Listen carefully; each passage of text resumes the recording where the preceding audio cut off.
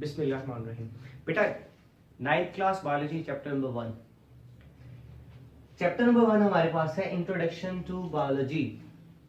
Biology का तारुफ, biology के बारे में सारा कुछ।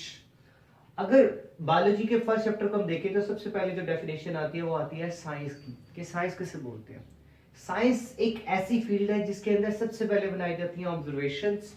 उन ऑब्जर्वेशंस को साबित करने के लिए किए जाते हैं एक्सपेरिमेंटेशंस, मतलब तजर्बा किया जाता है, एंड लॉजिकल कंक्लूजन्स, और उसके नताइज निकाले जाते हैं कि आया जो हमने ऑब्जर्वेशन बनाई है, जो मफरूजा बनाया है, क्या वो ठीक है या ठीक नहीं है।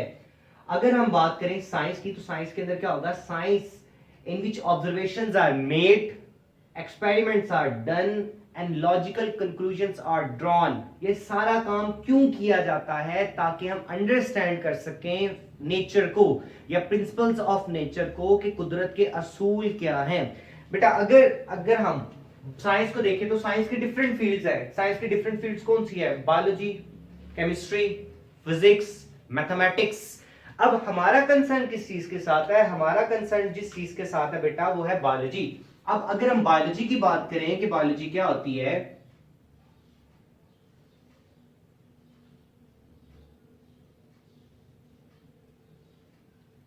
तो बेटा बायोलॉजी एक ऐसी फील्ड है जिसके अंदर हम करते हैं स्टडी ऑफ लाइफ।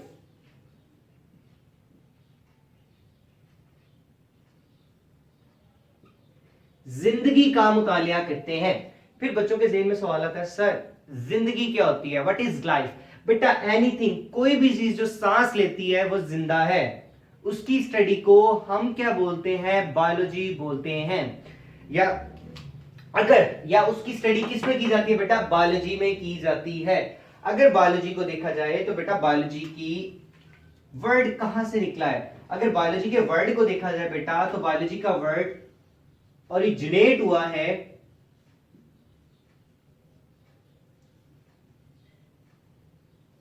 फ्रॉम, कहां से ओरिजिनेट हुआ सर? ग्रीक वर्ड से। एक लतीनी जुबान का लफ्ज है बायोस एंड लोगोस। बेटा बायोस का मतलब होता है लाइफ, एंड लोगोस का मतलब होता है बेटा थॉट और रीजनिंग।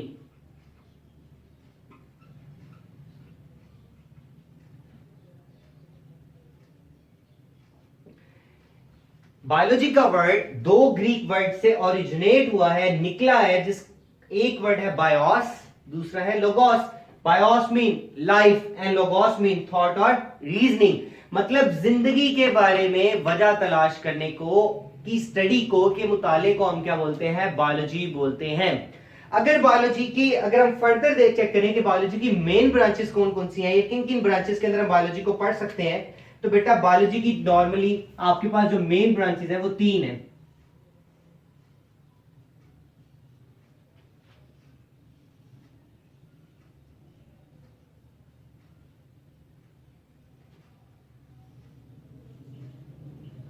अब सवाल ये पैदा होता है, सर वो 3 मेन ब्रांचेस कौन कौन सी हैं जिसके अंदर हम बायोलॉजी को पढ़ सकते हैं या बायोलॉजी बेस करती है?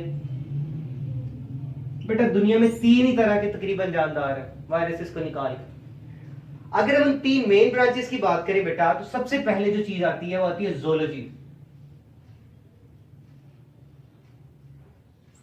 जो सेकंड फील्ड है बायोलॉजी की बेटा वो है बॉटनी। जो थर्ड फील्ड है बेटा बायोलॉजी की मेन वो है माइक्रोबायोलॉजी।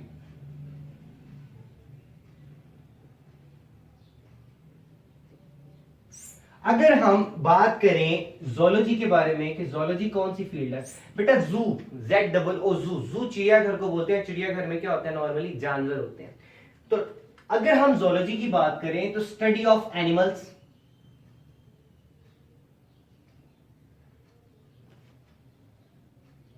जानवरों के मुतालिक जितनी भी स्टडी होती है, जितना भी मुतालिया हम करते हैं वो किसमें करते हैं? ज़ूलॉजी के बारे में। जस्ट लाइक हमारे पास जानवरों के अंदर एक किस्म आती है मैमल्स।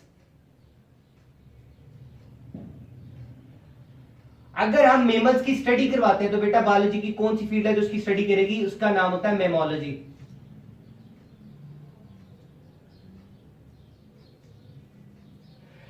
थ्री, बेटा हमने भी बात की कि जोलॉजी, जोलॉजी जोलॉजी का मतलब क्या होता है, स्टडी ऑफ एनिमल्स।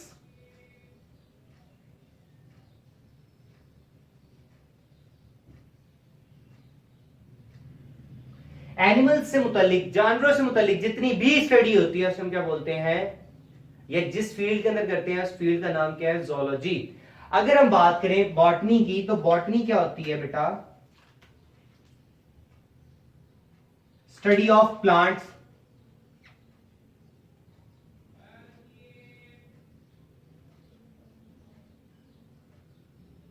प्लांट से रिलेटेड जितनी भी स्टडी होती है उसे हम किस में पढ़ते हैं, बॉटनी में।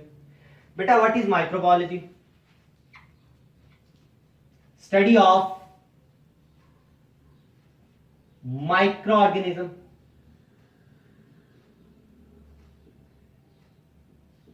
माइक्रो ऑर्गेनिज्म से रिलेटेड जितनी भी स्टडी होती है बेटा उसे हम किस में पढ़ते हैं, माइक्रो बायोलॉजी में। सवाल ये पैदा होता है कि माइक्रोबायोलॉजी क्या होती है या माइक्रो ऑर्गेनिजम्स क्या होते हैं। बेटा ऐसे जानदार जिनको हम आम आंख से नहीं देख सकते और माइक्रोस्कोप के जरिए देखते हैं, वो तमाम के तमाम जानदार क्या कहलाते हैं, माइक्रो ऑर्गेनिज्म। जैसे बैक्टीरिया है, वायरसेस है, ऐसे बहुत सारे जानदार हो रहे हैं जिसको हम आम आंख से नहीं देख सकते। अमीबा हो गया, पैरामीशियम हो गया, आपने आगे जाके पढ़ना है। इन सब की स्टडी हम किसमें करते हैं, माइक्रोबायोलॉजी में। बेटा ये बायोलॉजी की वो ब्रांचेस हैं जो बायोलॉजी की मेन ब्रांचेस हैं। अगर हम बायोलॉजी की मेन ब्रांचेस से हटकर इसकी अदर ब्रांचेस की तरफ जाएं कि बेटा इसकी अदर ब्रांचेस कौन कौन सी हैं,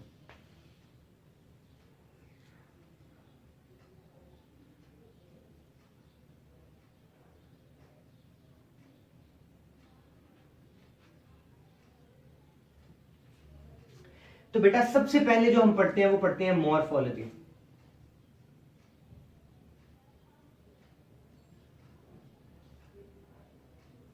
what is morphology, the study of form and structure. बेटा मॉर्फ का जो मतलब होता है ना, मॉर्फ, MORPH, इसका मतलब होता है किसी चीज की फॉर्म। फॉर्म का मतलब होता है उसकी शेप, शक्ल।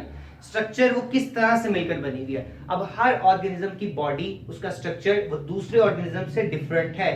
अब ऐसी स्टडी जिसके अंदर हम किसी ऑर्गेनिज्म की फॉर्म, मतलब वो बॉडी बनी कैसे है, उसका स्ट्रक्चर क्या, उसकी स्टडी करते हैं, तो बेटा वो क्या कहलाती है, मॉर्फोलॉजी। अगर बेटा इसके बाद अगर हम देखें तो आपके पास मॉर्फोलॉजी की डेफिनेशन के बिल्कुल आगे एक बॉक्स बना होगा, बॉक्स के अंदर एक डेफिनेशन लिखी होगी बेटा, और वो लिखी होगी मॉलिक्यूलर बायोलॉजी या मोलेकुलर बायोलॉजी।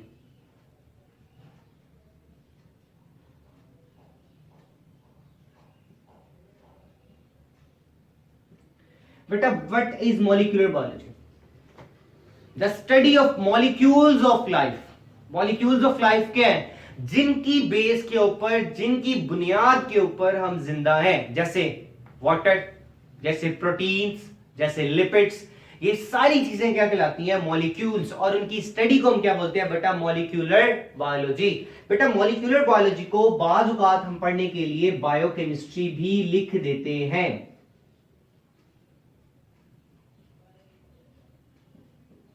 थर्ड में बेटा जो आपकी बुक में डेफिनेशन लिखी होगी बेटा, वो लिखी होगी एनाटॉमी की, एनाटॉमी या एनाटॉमी।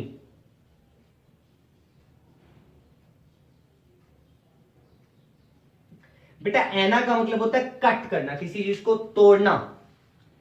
एनाटॉमी का मतलब ये होता है the study of internal structures of the body. Internal structure क्या है, हमारी बॉडी के अंदर स्टमक का स्ट्रक्चर किस तरह से बना हुआ है, मतलब मैदा हमारा किस तरह से बना हुआ है। हार्ट का स्ट्रक्चर क्या है, लिवर का स्ट्रक्चर क्या है, स्ट्रक्चर से मुराद उसकी शेप क्या है, वो क्या किस तरह से बॉडी के साथ अटैच है। इस सारी स्टडी को क्या किस में पढ़ते हैं बेटा, एनाटॉमी के अंदर पढ़ते हैं। अगर बेटा इसके बाद अगर हम बात करें तो हमारे पास आता है हिस्टोलॉजी।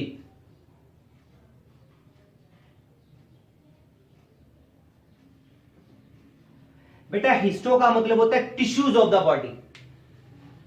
टिश्यूज क्या होते हैं, जो हमारे मसल्स को बनाते हैं। मसल्स का मतलब गोश्त, इसको बनाते हैं। तो बेटा माइक्रोस्कोपिक स्टडी, माइक्रोस्कोप से जब हम टिश्यूज को देखते हैं बॉडी के, तो उसकी जो स्टडी कहलाती है वो क्या कहलाती है, हिस्टोलॉजी। क्या कहलाती है जी, हिस्टोलॉजी।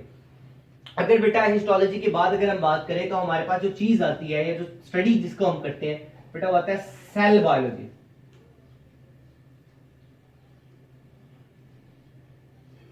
जब सेल बायोलॉजी हमारे जहन में बात आती है तो सबसे पहले जो बात हमारे जहन में आती है वो एक सेल के बारे में आती है कि सेल क्या होता है। बेटा एक लिविंग बॉडी जब बनना स्टार्ट होती है ना तो वो बनना ही सेल से स्टार्ट होती है, एटम के बाद। अब सेल के अंदर क्या हो सकता है बेटा, सेल का स्ट्रक्चर क्या होता है, ठीक है, सेल के स्ट्रक्चर और सेल के अंदर जितनी भी ऑर्गेनेलीज मौजूद है उसकी स्टडी क्या कहलाती है, cell biology. The study of cell structure and their organelles. Organelles क्या होती है बेटा, सेल जिन चीजों से मिलकर बनता है उसे बोलते हैं सेल ऑर्गेनेली। मतलब एक सेल है उसके अंदर कुछ ऑर्गेनेलीज होती हैं, जैसे उसका माइटोकॉन्ड्रिया हो गया, राइबोसोम्स हो गए, या आगे जाके हमने चैप्टर नंबर 4 के अंदर बेटा इसके वो पढ़ने हैं कि कौन सी ऑर्गेनेली क्या फंक्शन परफॉर्म करवाती है। ये ऑर्गेनेलीज मिलती हैं तो क्या बनाती हैं, एक सेल। सेल का स्ट्रक्चर और सेल का ऑर्गेनेलीज, इनके स्टडी को हम क्या बोलते हैं बेटा, सेल बायोलॉजी। बेटा बायोलॉजी की ये सेल बायोलॉजी वो ब्रांच है जो सेल डिवीजन को भी कंट्रोल करती है। सेल डिवीजन क्या होती है बेटा, सेल का डिवाइड करना। ऐसी ब्रांच जिसके अंदर हम सेल डिवाइड, बेटा पुराने सेल हमेशा नए सेल बनाते हैं, मतलब पुराने सेल टूटते हैं तो उनसे क्या बनते हैं, नए सेल। बॉडी के अंदर माइटोसिस और मियोसिस होती रहती है। इसकी स्टडी क्या कहलाती है बेटा, सेल बायोलॉजी। क्या कहलाती है, cell biology. The study of cell structure and their organelles is known as cell biology. और cell biology also deals with the divisions of cell. बेटा फर्दर प्रोसीड करें तो हमारे पास जो आती है स्टडी बेटा वो आती है फिजियोलॉजी की। What is physiology?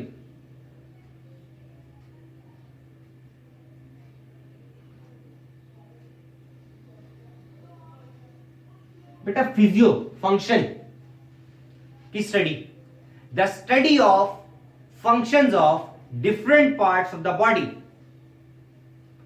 हमारी बॉडी के जो डिफरेंट पार्ट्स हैं, मतलब लिवर एक पार्ट है, स्टमक एक पार्ट है, एक ऑर्गन है, इसी तरीके से small intestine, large intestine, brain, इन हर पार्ट का क्या फंक्शन है, हमारी बॉडी के अंदर जितने भी पार्ट्स मौजूद हैं उन पार्ट्स का क्या फंक्शन है, उसकी स्टडी क्या कहलाती है, फिजियोलॉजी। जस्ट लाइक मतलब अगर हमारे पास हार्ट है तो हार्ट फंक्शन क्या परफॉर्म करवाता है, जस्ट हार्ट फंक्शन क्या परफॉर्म करवाएगा, हार्ट का फंक्शन ये होता है कि हार्ट ब्लड को पंप करवाता है, ठीक है।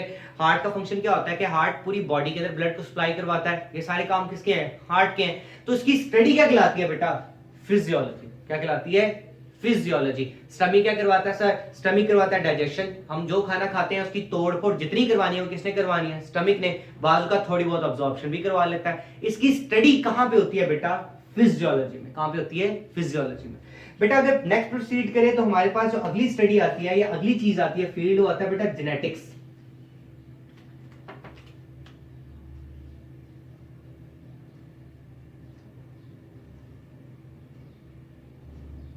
Genetics, gene. बेटा जेनेटिक्स से पहले हमें किस वर्ड का पता होना चाहिए, जीन। जीन क्या होता है बेटा? बेटा मैं कहता हूं कि आपके पास फर्ज करेंगे एक सेल है, सेल के दरमियान में जो सबसे इंपॉर्टेंट चीज होती है बेटा होता है न्यूक्लियस। न्यूक्लियस के अंदर एक होता है न्यूक्लियोलस। न्यूक्लियोलस के अंदर पड़े हुए होते हैं बेटा क्रोमोसोम। जितना भी हमारे वालिदैन से बच्चों में खसूसियात जाती हैं वो जाती हैं थ्रू क्रोमोसोम्स। बेटा क्रोमोसोम के ऊपर एक स्ट्रक्चर पड़ा होता है जो हदायत को कंट्रोल करता है या आगे पहुंचाने में हेल्प करता है, बेटा उसे बोलते हैं जीन, जो हमारे इनहेरिटेंस में बहुत इंपॉर्टेंट रोल प्ले करता है। तो बेटा जेनेटिक्स किसे बोलते हैं, अगर हम जेनेटिक्स की बात करें, जीन्स की बात करें, तो बेटा जेनेटिक्स एक ऐसी स्टडी होती है जिसके अंदर हम क्या करते हैं, the role of genes, the study of genes and their role in inheritance. Genes की स्टडी, जीन का स्ट्रक्चर क्या है, जीन्स का फंक्शन क्या है और इनका इनहेरिटेंस में रोल क्या है। फिर सवाल ये पैदा होता है सर कि इनहेरिट, जीन्स का तो पता लग गया, लेकिन इनहेरिटेंस का वर्ड किस तरह यूज होगा बेटा? बेटा इनहेरिटेंस किसे बोलते हैं, वो खसूसियात जो वालिदैन से बच्चों में जाती हैं उस प्रोसेस को हम क्या बोलते हैं, इनहेरिटेंस बोलते हैं। The process by which properties passes from parents to offsprings। वालिदैन से बच्चों में जो खसूसियात जाती हैं वो जिस तरीके कार के जरिए जाती हैं उस तरीके कार को हम क्या बोलते हैं, इनहेरिटेंस।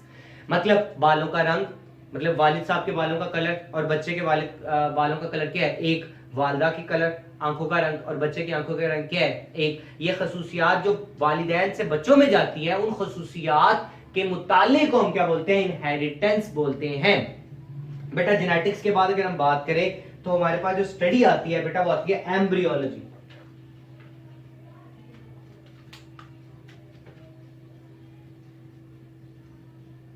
एम्ब्रियोलॉजी बेटा एक एम्ब्रियो का वर्ड होगा जो आपके लिए बिल्कुल नया होगा कि सर एम्ब्रियो क्या होता है। अगर हम एक बात करें ना बेटा, एक आपके पास सेल होता है जिसे बोलते हैं एग सेल। दूसरा जो सेल होता है ना बेटा, हम उसे बोलते हैं स्पर्म सेल। बेटा जो एग सेल होता है ये फीमेल बॉडी से आता है, जो स्पर्म सेल होता है बेटा ये मेल बॉडी से आता है।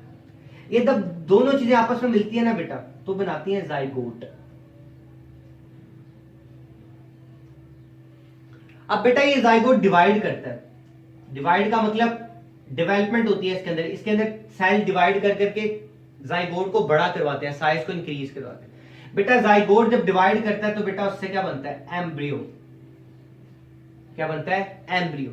एम्ब्रियो एक्चुअली इमेच्योर ऑर्गेनिज्म को बोलते हैं जिससे ह्यूमन बीइंग की बॉडी बनना या किसी भी जानदार की बॉडी बनना क्या होती है, स्टार्ट होती है। तो बेटा एम्ब्रियोलॉजी किसे बोलते हैं, embryology the study of embryo, the study of development of an embryo into new individual, कि ऐसा मुतालिया जिसके अंदर एक एम्ब्रियो इतना डेवलप होके पूरे का पूरा इंसान बना दे, उसकी स्टडी का कहलाती है एम्ब्रियोलॉजी। मतलब एम्ब्रियो से इंसान बनने तक या कोई भी जानदार बनने तक जितनी भी तब्दीलियां आती हैं एम्ब्रियो से लेकर मुकम्मल जानदार बनने तक, उन तब्दीलियों के मुताले को या उसकी स्टडी को हम क्या बोलते हैं, एम्ब्रियोलॉजी। अगर बेटा फर्दर हम प्रोसीड करें तो आपके पास आती है टैक्सोनॉमी।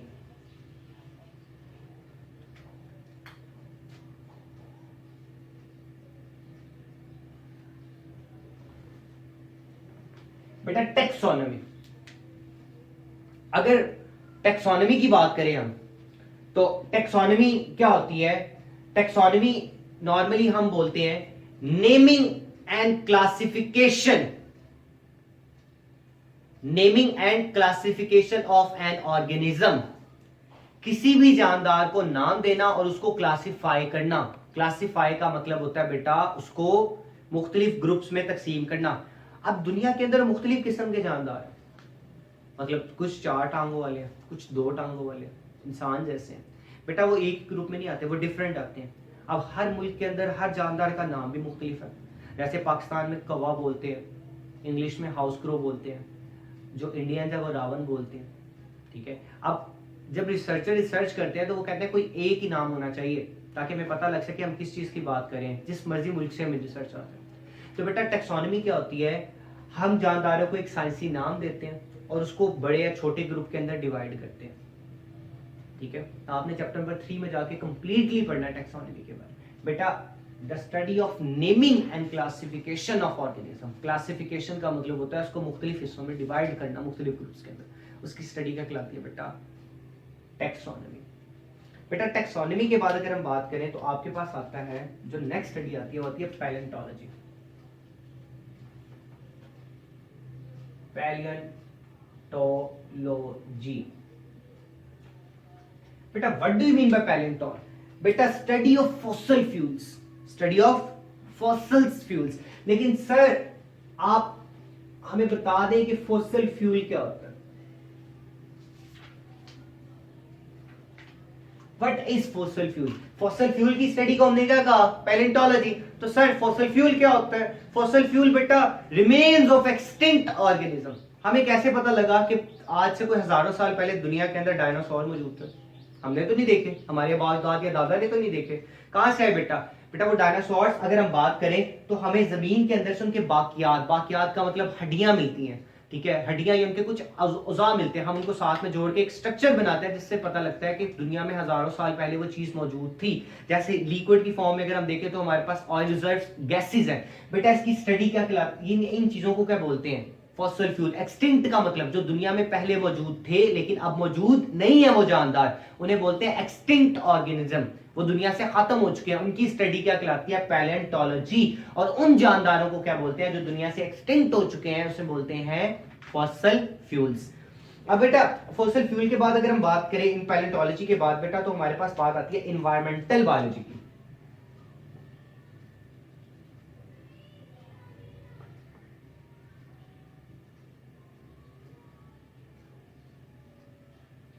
बेटा इन्वायरमेंटल बायोलॉजी क्या होती है? The study of interaction of organism with their environment. एक जानदार का अपने माहौल के साथ क्या ताल्लुक है, क्या इंटरेक्शन है, उसकी स्टडी का कहलाती है बेटा इन्वायरमेंटल बायोलॉजी। मतलब सर्दी है तो कैसा है, गर्मी है तो उसका बिहेवियर कैसा है, उसकी स्टडी क्या कहलाती है इन्वायरमेंटल बायोलॉजी, के किस इन्वायरमेंट के अंदर किस तरह के जानदार रहते हैं।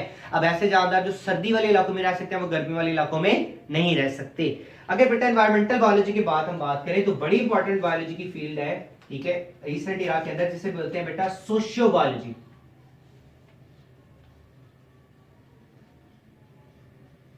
बेटा what is sociobiology? The study of social behaviour of an organism. Social behaviour का मतलब, सोशल क्या होता है कि एक जानदार का दूसरे जानदारों के साथ क्या ताल्लुक है, दैट मेक सोसाइटीज। मतलब जो जानदारों का ताल्लुक अगर अच्छा होगा तो वो सोसाइटी अच्छी बना लेंगे, अगर अच्छा नहीं होगा तो सोसाइटीज अच्छी नहीं बनाएंगे। तो बेटा ऐसी स्टडी जिसके अंदर एक ऑर्गेनिज्म का हम बिहेवियर चेक करते हैं विद अदर ऑर्गेनिज्म ताकि वो सोसाइटी बना सके, तो हम क्या बोलते हैं sociobiology. The study of social behaviour of an organism that make societies, उसकी स्टडी क्या कहलाती है बेटा सोशियोबायोलॉजी। बेटा सोशियोबायोलॉजी के बाद अगर हम बात करें तो हमारे पास जो स्टडी आती है बेटा वो आती है पैरासाइटोलॉजी।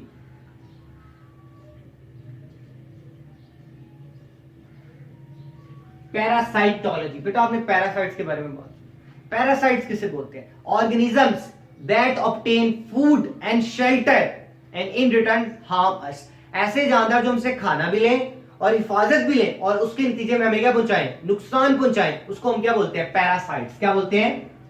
पैरासाइट्स।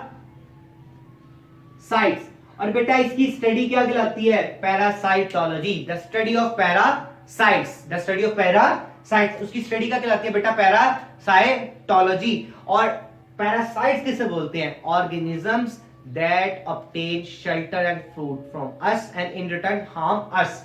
बेटा इसके बाद अगर हम देखें तो हमारे पास पैरासाइटोलॉजी के बाद एक स्टडी आती है बायोलॉजी की, उसे हम बोलते हैं बायोटेक्नोलॉजी।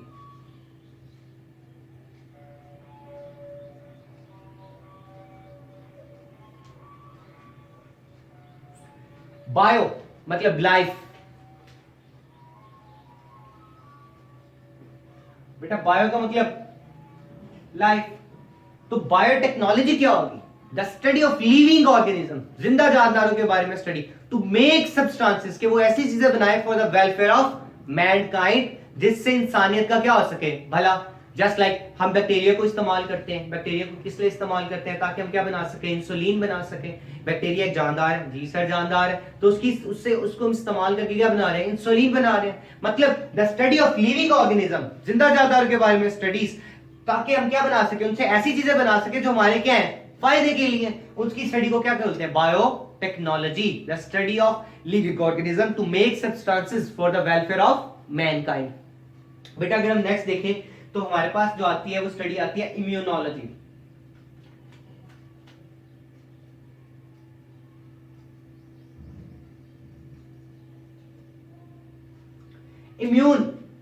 इम्यून सिस्टम किसे बोलते हैं? बेटा हमारा ऐसा निजाम जो हमें बीमारियों से बचाता है, a system that defend against invading pathogens, जो हमें किसी भी जानदार से बचाता है, हमारी बॉडी का वो निजाम, उसे बोलते हैं immune system. The study of immune system that defend against pathogens, उसकी स्टडी क्या कहलाती है? इम्यूनोलॉजी। हमारी बॉडी का ऐसा निजाम जो हमें बीमारियों से बचाता है बेटा, उसे बोलते हैं इम्यून सिस्टम। और इम्यून सिस्टम की जो स्टडी होती है उसे क्या बोलते हैं? इम्यूनोलॉजी। बेटा इम्यूनोलॉजी के बाद अगर हम बात करें तो हमारे पास आती है एंटोमोलॉजी। एंटोमोलॉजी, बेटा व्हाट इज एंटोमोलॉजी? एंट का मतलब होता है इंसेक्ट्स, तो study of insects, cockroach insects है, आपके पास और बहुत छोटी सेंटीपेड्स, मिलीपेड्स, ये सारी चीजें क्या है? इंसेक्ट्स। बेटा इसकी स्टडी को, इंसेक्ट्स की स्टडी को हम क्या बोलते हैं? एंटोमोलॉजी। अगर एंटोमोलॉजी के बाद अगर हम देखें तो हमारे पास बेटा लास्ट जो फील्ड आती है बायोलॉजी की, जो एंटोमोलॉजी के बाद आती है बेटा, वो आती है फार्माकोलॉजी।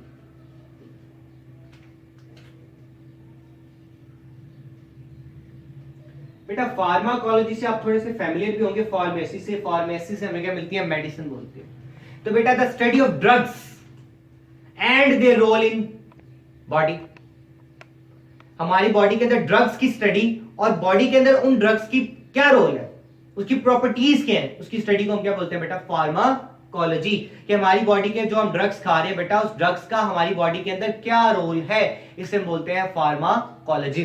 बेटा जहां पे आप लोगों की डेफिनेशन सारी की सारी एंड होती है, उसके साइड पे देखिएगा ब्लू कलर का बॉक्स बना होगा जिसके अंदर लिखा हुआ होगा कि मेजर आपके पास बायोलॉजिकल इशू क्या है, मतलब इंसानियत के लिए 3 बड़े बायोलॉजिकल इश्यूज के बारे में लिखा होगा बेटा। सबसे पहले पॉपुलेशन ग्रोथ, बढ़ती हुई आबादी हमारे लिए सबसे बड़ा मसला है बेटा। दूसरी एडिक्टिव ड्रग्स, ऐसी अद्वियात जो नशावर होती है और हमें अपना आदी बना लेती है, दूसरा इश्यू है बेटा। तीसरी बात पोल्यूशन, वो पोल्यूशन किसी भी फॉर्म में हो सकती है बेटा, वो आपके पास एयर पोल्यूशन हो सकती है, वो वाटर पोल्यूशन हो सकती है बेटा, वो नॉइस पोल्यूशन हो सकती है। ये बायोलॉजिकल मेन इश्यू है 3 सबसे बड़े बड़े। कौन कौन से बेटा, सबसे पहले आपके पास पॉपुलेशन ग्रोथ, दूसरी बेटा आपके पास एडिक्टिव ड्रग्स, और तीसरा आपके पास बेटा क्या है, पॉल्यूशन। आज हमने जो पढ़ा, हमने पढ़ा थी बेटा साइंस क्या होती है, साइंस की आपके पास आगे अगर आपसे पूछे कि साइंस की डेफिनेशन क्या होती है बेटा, तो 2 मार्क्स के लिए आपने उसके साथ उसकी लिखनी है कि उसकी ब्रांचेस क्या है, फिजिक्स है, केमिस्ट्री है और क्या है, बायोलॉजी है। ठीक है, फिर बायोलॉजी क्या होती है बेटा, biology is the study of life. फिर आपने बेटा लिखना है कि 2 ग्रीन ओरिजिनेट वर्ड लिखने हुए हैं कि ग्रीक वर्ड से निकला हुआ है बायोलॉजी का वर्ड, बायोस मीन लाइफ और लोगोस मीन थॉट और रीजनिंग। और बेटा उसकी मेन ब्रांचेस कितनी है, 3 है, ज़ूलॉजी, बॉटनी एंड माइक्रोबायोलॉजी। बेटा देखें अब आपको आते हैं कैसे हैं बोर्ड के अंदर पेपर। सबसे पहले बेटा साइंस के बारे में आता है कि व्हाट इज साइंस, डिफाइन करते हैं साइंस को। बेटा एक शॉर्ट क्वेश्चन है, आपने इसको करना कैसे होता है, सबसे पहले इसकी डेफिनेशन लिख दी, पॉइंट्स नहीं लिखने, डेफिनेशंस पूरी एग्जैक्ट जो वर्ड बुक में लिखे हुए, और उसके साथ में उसकी क्या लिखनी है, ब्रांचेस के नेम, एग्जांपल लाजमी दें। बेटा फिर क्वेश्चन आता है डिफाइन बायोलॉजी, बायोलॉजी की डेफिनेशन, उसका वर्ड कहां से ओरिजिनेट हुआ है, लिख रहे, 2 मार्क्स आ जाएंगे। बेटा फिर आपके पास एक और चीज आ जाती है कि डिफाइन कर दें ज़ूलॉजी, बॉटनी या माइक्रोबायोलॉजी, कोई भी चीज आ सकती है आपके बारे में। बेटा ये सारे शॉर्ट क्वेश्चन है कि आपके पास किस तरह से आ सकती हैं कि आपके पास zoology sir, define zoology, define botany, define microbiology. लेकिन माइक्रोबायोलॉजी के साथ आप लिख सकते हैं बेटा एग्जांपल कि बैक्टीरिया इसकी एग्जांपल है कि हम इसकी स्टडी करवाते हैं। अगर बेटा बॉटनी की बात करते हैं बेटा, तो प्लांट्स के अंदर हमारे पास प्लांट्स का एक ग्रुप है जिसका नाम है ट्रैकियोफाइट्स, ट्रैकियोफाइट्स। ठीक है, अगर बेटा ज़ूलॉजी की बात करें तो बेटा इसके अंदर आप एग्जांपल दे सकते हो मैमल्स की, लिख दो, कोई मसला नहीं है। बेटा अदर ब्रांचेस पे से बात होगा तो आपसे लॉन्ग क्वेश्चन के तौर पे पूछ लेता है, right a note on any 8 branches of biology, कोई भी 8। तो बेटा जरूरी नहीं है उसके अंदर मेन नहीं आनी, अदर्स नहीं आनी, आप मेन में से भी 3 लिख सकते हो और अदर्स में से कोई से अपनी मर्जी से क्या लिख सकते हो, 5।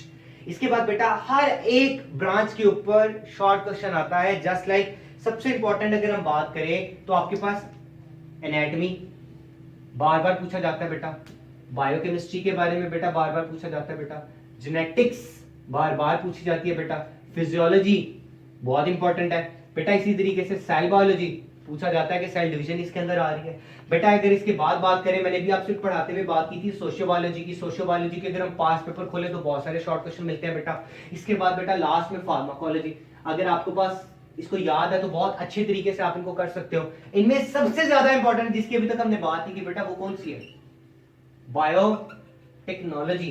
ठीक है बेटा, ये वो डेफिनेशंस हैं जो बार बार पूछी जाती हैं। ठीक है जी, यहां पर हम करते हैं अपने चैप्टर नंबर 1 के लेक्चर नंबर 1 का वाइंड अप। ठीक है, इसमें कोई मसला हो तो फिर जज़ाकल्लाह पूछ लीजिएगा। जज़ाकल्लाह।